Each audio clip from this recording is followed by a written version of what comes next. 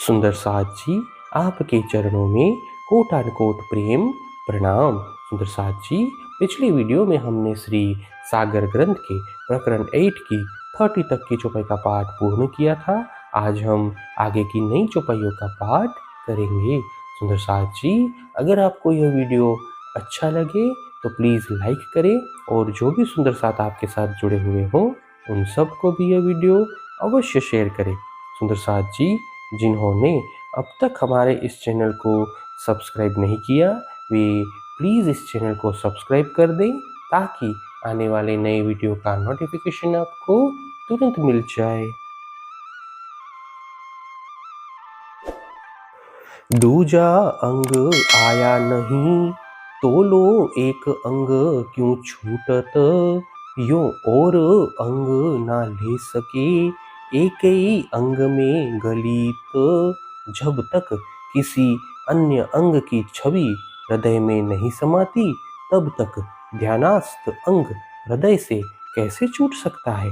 इसलिए अनुरागिनी आत्मा एक अंग को छोड़कर दूसरा अंग ग्रहण नहीं कर सकती, वह तो एक ही अंग की छवि में तल्लीन रह जाती है।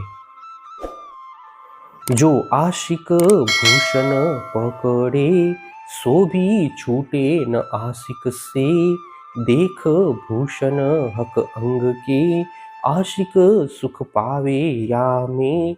अनुरागिनी आत्मा अपने प्रियतम धनी के आभूषण की छवि अपने नयनों में एक बार बसा लेती है तो वह भी उससे छूटती नहीं है।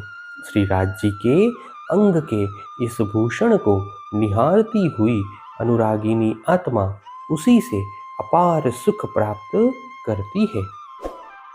हक के अंग के सुख जो, सो जड़ भी छोड़े नाही, तो क्यों छोड़े अरवा अरस की, हक अंग आया हृदय माही।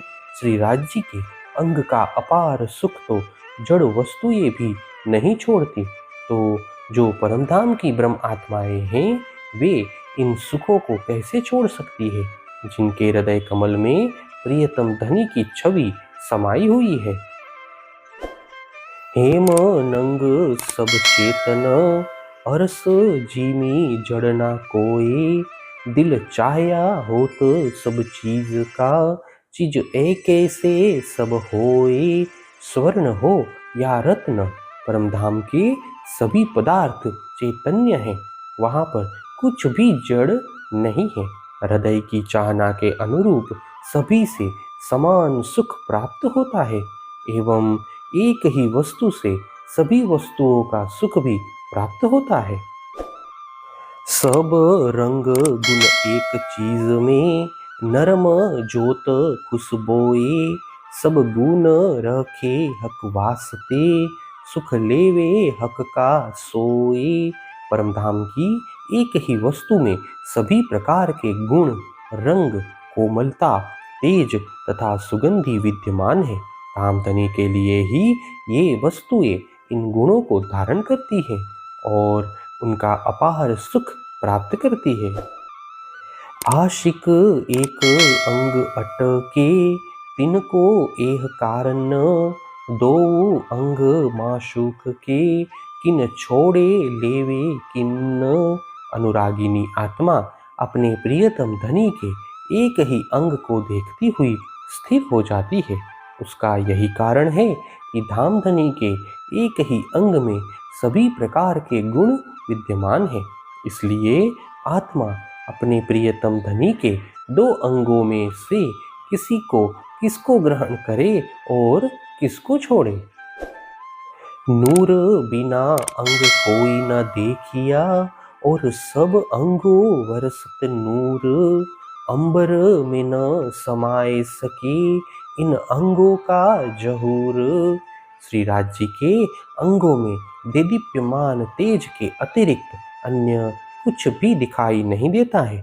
उनके अंग प्रत्यंगों से तेज ही तेज की वर्षा होती है। श्री राज जी के इन अंग प्रत्यंगों का प्रकाश आकाश में भी नहीं समाता है। एक अंग माशुक कई रंग, तीन रंग रंग कई तरंग, एक लहरी पहुँचावे उमर लग, यो छूटे न आशिक से अंग। श्री राज जी के एक ही अंग से अनेकों रंगों की आभा झलकती है। उन विविध रंगों से भी अनेक तरंगे उठती रहती है। उस एक ही लहर का गुण गाते हुए जीवन व्यतीत हो जाता है। इस प्रकार अनुरागिनी आत्मा से धामधनी के अंग छूटते ही नहीं है। जो कदी महर करे माशुक, तो दूजा अंग देवे दिल आन, तो सुख देवे सब अंग को, जो सब सुख देवे सुभान। यदि कभी स्वयं श्री राज जी कृपा करते हैं तो ब्रह्म आत्माओं के हृदय में श्री राज जी का दूसरा अंग अंकित हो जाता है। जब धामधनी इस प्रकार अपनी अंगनाओं को अपने सभी अंगों का सुख प्रदान करना चाहते हैं, तभी वे सभी अंगों का सुख प्राप्त कर सकती है। जो कदी आशिक खोले नैनन को, पहले हाथों पकड़े दो पाए, ये नैन अंग नूर जमाल के, सो इन आशिक से क्यों जाए। यदि अनुरागिनी आत्मा अपनी दृष्टि खोलकर देखने लगेगी तो सर्वप्रथम वह श्री राज जी के चरणों को ही अपने हाथों से पकड़ लेगी। इसीलिए प्रियतम धनी के ये चरण अनुरागिनी आत्माओं के नयनों से कैसे दूर हो सकेंगे। मंगलाचरण तमाम। हे सुंदर साथ जी, इसी के साथ श्री सागर ग्रंथ के प्रकरण 8 की 40 तक की चौपाई का पाठ पूर्ण हुआ।